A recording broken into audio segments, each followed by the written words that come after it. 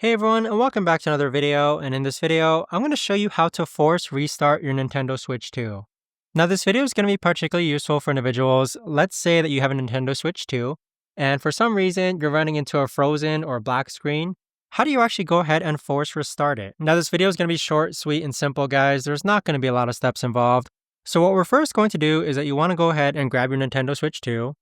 And let's go ahead and actually power it on. So right now the Nintendo Switch 2 is on. So on the upper left hand corner, you want to find the power button. So press and hold the power button for about 3 to 5 seconds.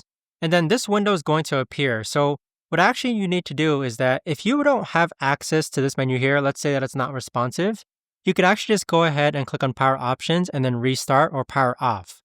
But if that doesn't work, what you can do is that you could actually go ahead and press and hold the power button again. This menu is going to appear, but continue holding the power button this time until it shuts off. And as you can see, it's now gone ahead and shut off.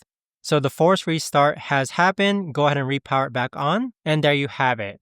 But that right there, guys, is the best and easiest way that I know of to actually go ahead and force restart your Nintendo Switch 2.